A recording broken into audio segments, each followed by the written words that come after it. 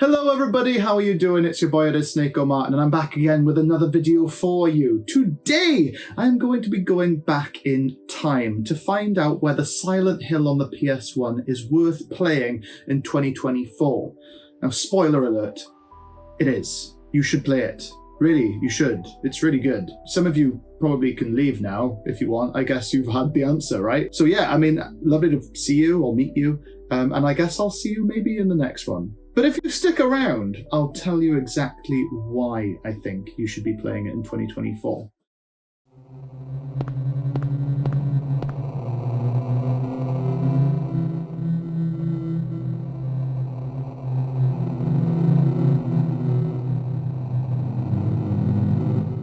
So for anyone who missed this game 2 decades ago, for whatever reason, whether you were alive or not, this game came out in 1999, so it's pretty old, almost as old as I am. I didn't play this as a child because I would have been about 6 and it would have probably scared the bejesus out of me. So I waited a good while until I played it, about 4 years ago, and I just recently replayed it, but got the good ending. Now Silent Hill was made by Konami, or a separate entity in Konami, which was called Team Silent, a bunch of human beings that really wanted to kind of make a different type of game. They wanted to really showcase psychological horror in ways that we hadn't seen. There were games like Resident Evil, which kind of delved into zombies at the time, but this was much darker, much more disgusting, I think. It was a lot scarier than any of those types of games because it affected you in the mind. So in this, you play as Harry Mason. He's a dad looking for his daughter, Cheryl, in Silent Hill. Now, what's happened to her, we don't really know. She's just basically run off into the fog, and we must go and save her from all of the creatures and monsters from within. Now, Silent Hill is one of those games where you don't really get the whole story on your first playthrough, and it's one of those games that has actually stuck with me since I've played it. I don't really have that with many games these days. For years, really, games don't typically stick with us, right? We kind of go from one game to the next, to the next, to the next, or maybe you just stick on the one game for like ever, which a lot of people do now.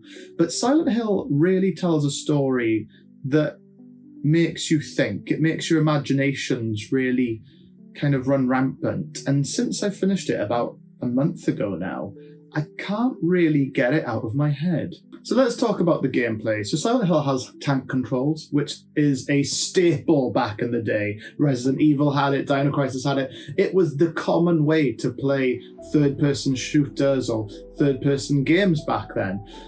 Has that aged well? Not really, but for me it's something that really does feel good, and I can't explain why. It's something about it where you get used to it, you get used to those fixed camera angles that it has in those tighter areas of the game, but it's something that I think people will struggle with. But if you do stick with it, you will have an amazing time. Sometimes it feels like you're fighting the controls as much as you are fighting the creatures of Silent Hill, but don't let that alarm you, okay? It's perfectly normal, I promise. And the controls are jank. It sounds like I'm pleading with you to play it, but probably because I am. Now, when you are in this game, I mean, one of the main things about it is the fact that you're dealing with a lot of fog. It's not the prettiest game in the world. Back in the day, they used to use fog to cover up the fact that the games couldn't render. So not like games of today where you can kind of render an entire massive miles and miles of a map. That wasn't possible back then. So Silent Hill, while it has got a very big map, I mean it's basically an entire town, they had to use special techniques which weirdly make the game amazing. So the fog that they use to cover up the game is to basically hide the fact that it's loading. It basically makes Silent Hill. This is one of the reasons why the atmosphere is so good. The sound design in this game is second to none. Seriously, it is so good. And it's a masterpiece of hiding what's coming. A bit like those old horror films. I think Texas Chainsaw Massacre, not that I've seen it because I'm an absolute wimp, but I'm pretty sure those films never actually show you the gore and you can hear the fact that there's somebody being cut up and your mind does all the work. Silent Hill definitely uses that. There's a lot of times where there's nothing really going on. You might see a one or two horrible monsters in a room, but the sound itself, it just makes you feel really weird. It's something that games don't do anymore. Expanding on the sound design as well, this game really does know how to get under your skin, because those weird industrial sounds, the ominous footsteps, the weird breathing that's always around you, it's just weird. I can't explain it. And it gets the hair on the back of your neck up. Honestly, it's brilliant. It really is brilliant. And I loved it. I truly did. The way that they tell the story is something quite clever as well, because it doesn't really tell you it very well. It's essentially, it kind of reminds me a little bit of Dark Souls in the way that you kind of experience the story through little notes or kind of speaking to people in very small bits. But nobody really understands what's going on. Neither do we as the player. It's up to us to kind of figure it out, unravel that mystery. But it never truly just tells you everything that's going on, which is kind of part of the charm. And I think that's why it sticks with you more than other games that just say, bleh, this is what happens, this is what this is everything. I mean, I could write an essay, I feel, about Silent Hill, the town, what I believe it could be, all of these things, but I don't want to. I want to let you experience it and come to terms with what you think it is. It's very much like those old classes in English where you analyse a piece of text from a book and you try to get inside the author's heads. And there's probably a right answer, there's probably a wrong answer, but it's up to how we interpret it, which I think is truly brilliant. I think the other thing that's great about this game is the fact that there are multiple endings. And once I had the bad ending and once I had the good ending. And I needed a guide, to be fair. I needed help from the community to help me get to the good ending, because it is quite obscure. It doesn't tell you anything of how to do it. And God knows how people used to do it back in the day. There is nothing quite like playing an old PlayStation 1 game. I don't have nostalgia for this game. I really don't.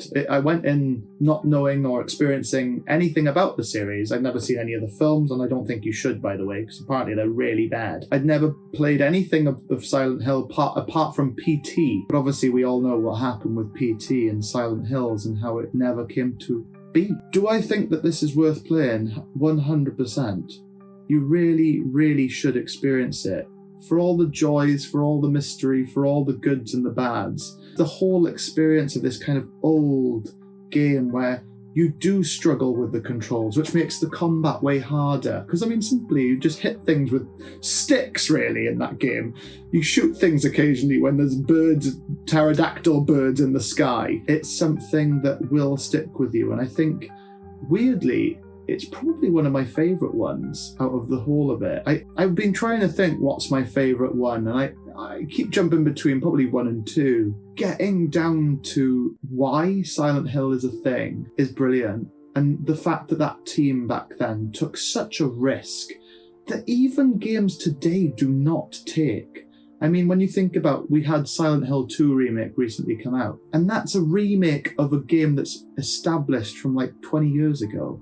Nobody makes these horror type of games anymore, apart from maybe like indie developers. So do I think that you should play Silent Hill in 2024? Absolutely, because weirdly, you can't get an experience like it in 2024 without it.